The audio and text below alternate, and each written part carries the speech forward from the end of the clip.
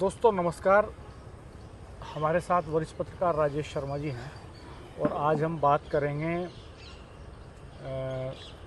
जो समाजवादी पार्टी की कैंडिडेट हैं मुजफ्फरनगर से सिंबुल राणा, उनके परिवार के बारे में।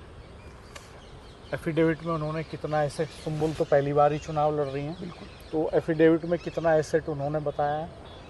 हम करेंगे बाकी प्रमुख पार्टियों के कैंडिडेट्स का भी एनालिसिस, लेकिन चूंकि हमारी सीमाएं हैं और जिस वक्त हम ये वीडियो बना रहे हैं उस वक्त तक हमारे पास मिथिलेश का एफिडेविट नहीं आया।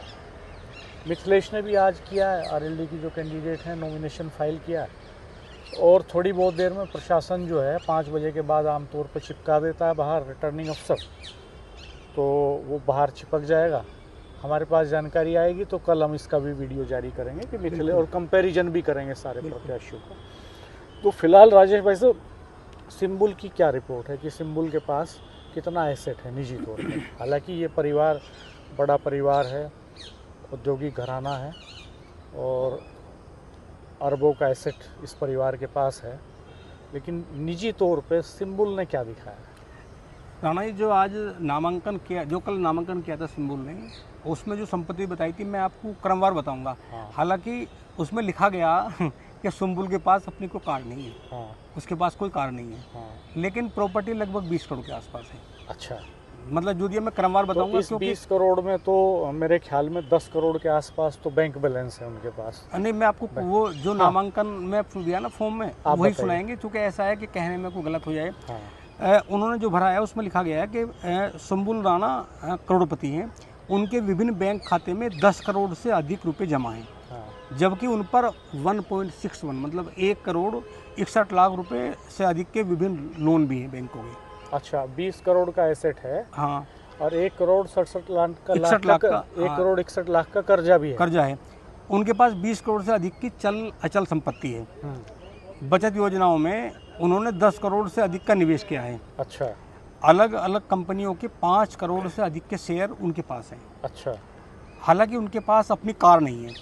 पूर्व सांसद कादिर राणा के पुत्र वधू और मीरापुर सीट से सपा प्रत्याशी सिंबुल राणा, मतलब ये नामांकन शपथ पत्र में कहा है कि 20 करोड़ से अधिक की संपत्ति दिखाई है। हाँ। उनके पास मतलब 5.7 करोड़ रुपए की नकदी है। 5 करोड़ 70 लाख रुपए नगद है। हाँ, जबकि जो बैंक खातों की बात करें तो 10 करोड़ 67 लाख रुपए उनके अलग अलग बैंकों में जमा हैं। अच्छा। उनके पास कंपनियों के मतलब 5 करोड़ 67 लाख के शेयर हैं। अच्छा। अलग अलग कंपनियों के। और इसके अलावा सिंबुल राणा ने जो बताया है कि विभिन्न राष्ट्रीय जो बचत योजनाओं में लगभग 10 करोड़ 59 लाख रुपए से अधिक का निवेश उन्होंने किया है। अच्छा। उनके पास 2.25 किलो से अधिक के सोने के आभूषण हैं, जिनकी कीमत 1 करोड़ 68 लाख के आसपास है। गाजियाबाद और दिल्ली में उनके पास फ्लैट हैं और करोड़ों रुपए की खेती की उनके पास जमीन भी है, खेती करती है। 76 लाख रुपए से अधिक का उनका हाउसिंग लोन है जो लिया था। तो टोटल जो मैंने बताया कि 1 करोड़ 61 लाख रुपए की कर्जदार है। ऐसा उन्होंने अपने नामांकन जो फॉर्म है उसमें भरा है। ये तो राजेश भाई साहब, हमें तो हिसाब लगाना पड़ेगा और मैं तो बड़ा गणित में कमजोर हूँ। ये तो जोड़ के मुझे लगता है कि सैकड़ों करोड़ के आसपास बैठ जाएगा सारा मिला के। अब ये तो दोस्तों जोड़ना पड़ेगा। खैर, आज अखबारों ने भी छापा है और किसी ने इस तौर पर तो नहीं जोड़ा, लेकिन हमने अलग अलग आपको बताया कि जो इन्होंने वर्णन किया है। ऐसा ना डॉक्टर साहब, ये तो कादिर राणा साहब के पुत्र वधू हैं। देखो, ये पुराना परिवार है, पुराने जमींदार भी हैं और औद्योगिक घराना है। हाँ, इनकी करीब 700 बीघा जमीन तो सीलिंग में चली गई। अब अगर कोई ये वही जब सिंबुल राणा चूँकि मेरठ की है, बसपा के पूर्व सांसद हैं बाबू मुनकादर अली साहब, उनकी बेटी है। और चूँकि जब 2007 से 2012 के बीच में उत्तर प्रदेश में बसपा की सरकार थी, तो उन्हें वेस्ट यूपी का मिनी मुख्यमंत्री माना जाता था। हाँ। और जिस ठाट बाट में वो पली बड़ी है, तो ऐसा होगा कि यहाँ भी प्रॉपर्टी तो उनके पास चूँकि दिखाई नहीं, उसमें हो सकता है कि यहाँ भी कुछ प्रॉपर्टी नाम हो, लेकिन हम उसकी बात करेंगे जो नामांकन फॉर्म। अच्छा, एसेट्स की बात तो इसलिए करना जरूरी होता है भाई साहब कि आम तौर पे ये हो रहा है कि आम जनता के जो बेटे बेटियां हैं, उनका राजनीति में एंट्री का जो रास्ता है वो लगभग बंद हो गया। छात्र संघों के चुनाव नहीं कराती सरकार।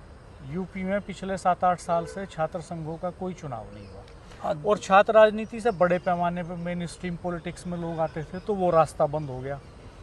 और दूसरा हम देखते हैं कि जो वैसे भी जो सामान्य लोग हैं, चूँकि धन बल का इतना बोलबाला चुनावों में हो गया है, इतने महंगे हो गए हैं चुनाव, इतना खर्चा होता है कि वो एक सामान्य परिवार के लिए अकल्पनीय है। तो पार्टियां भी डरती हैं साधारण कार्यकर्ता को टिकट देते हुए। तो ये एक बड़ी खतरनाक स्थिति बनी है कि आम जनता जो है, एक तरफ तो अमीरी और गरीबी की खाई बढ़ती जा रही है देश में, महंगाई बढ़ती जा रही है, 80 करोड़ लोग वो 5 किलो अनाज पर निर्भर हैं, और एक तरफ जो हमारे प्रत्याशी हैं, जो चुनाव लड़ रहे हैं, हमारे जो नुमाइंदे हैं, वो अधिकांश करोड़पति होते हैं। मैं हरियाणा का देख रहा था, मोर देन 90% कैंडिडेट्स जो जीत के आए हैं वो सब करोड़पति हैं, खरबपति है, और जो है खरबपति भी हैं कुछ लोग उनमें, लेकिन अधिकांशतः करोड़पति हैं। तो सामान्य आदमी का जो स्पेस है वो बहुत सिमट गया।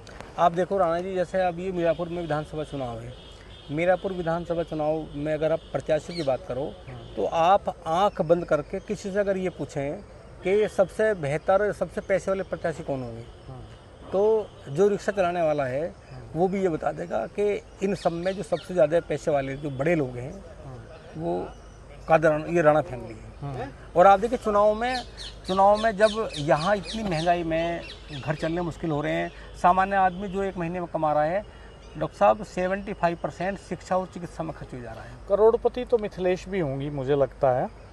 अब वो बात करेंगे नामांकन, वो विधायक हैं, जिला पंचायत में 3 बार रही हैं,